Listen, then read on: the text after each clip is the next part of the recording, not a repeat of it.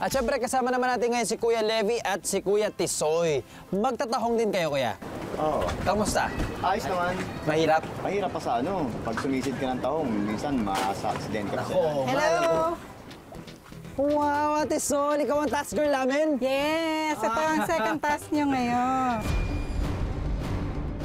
Huwag lang daanin sa bilis para ito'y kuminis. Daanin sa tiyaga para dumating ang biyaya.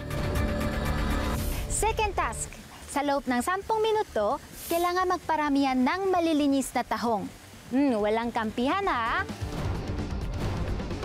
Ilang taon nyo na ginagawa to, Kuya? Maraming taon na. Ay ako ngayon, first time ko lang gagawin. Kaya titignan natin kung matatalo ko kayo. Feeling ko naman matatalo ko kayo.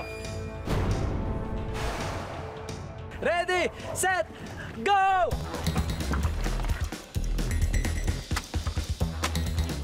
Akala ko, pag nakuha mo na yung tahong, yun na yun.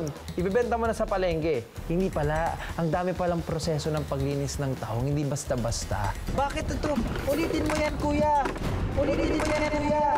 Nung tinapon niya yung laman ng timba ko, di naman ako na ano, dahil challenge kasi paramihan, di ba? Eh, isip ko, laro lang. Para mas malinis akong gumawa sa inyo. Ako, tingnan nyo, ginaganito ko. Hindi ko nakitang ginanito nyo. So, nakipagkulitan ako kay Kuya Tisoy dahil alam ko magagaling sila at mabibilis sila. Kuya Levy, anong ginagawa mo? Mali ang ginagawa mo. Ang tagal-tagal mo na dito sa industriya ang ganito. Hindi mo pa rin alam ang ginagawa mo. Ang dumi pa rin, oh. Si Ken, ayos ka sa trabaho, masipag, marunong makibagay sa mga tao rito na sa kasama niya. Saka masarap siya kasama kasi masaya. Masayahin.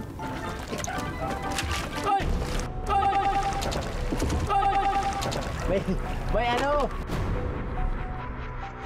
May isda. Nagulat, kinarama yata ako.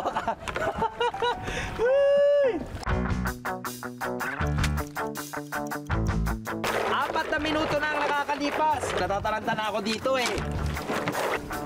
Marami na ba yan, Kuya? Patingin. Yung sa'yo, Kuya, marami na ba? Ang dami na nito ah. Tignan natin.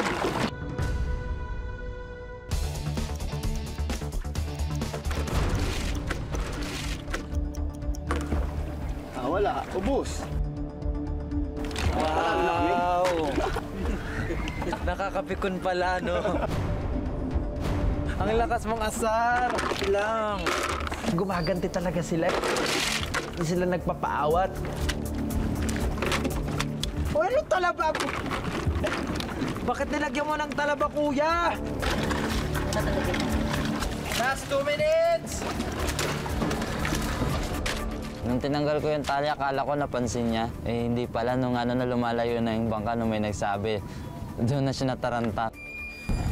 Ay! Uy, huwag ganun. Gap!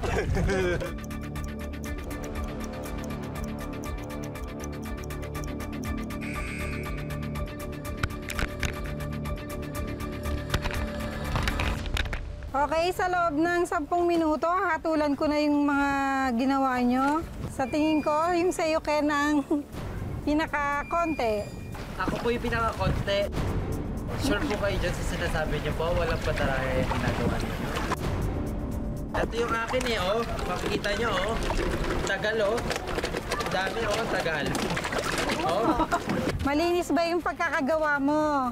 Pwede na nga po kainin to, eh. Hindi na binapanlaw. Oh, ang tagal. Oh.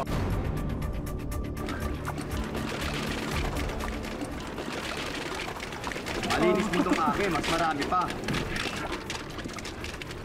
Ay, siya, ang dami nga ng iba. Mas marami yata sa inyo. Malinis na sa akin eh.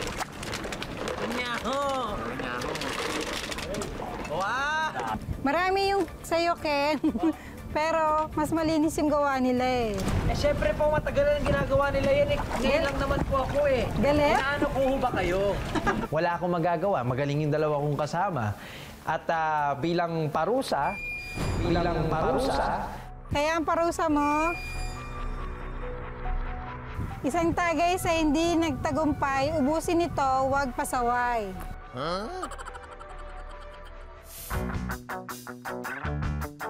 Meron tayong tinatawag na mussel shot o tahong shot. Ito yun, oh. Isa siyang gin, tapos merong tahong doon. Isa-shot natin to. Tagay! Kampay! Cheers, cheers! Mang seryo, para sa'yo to.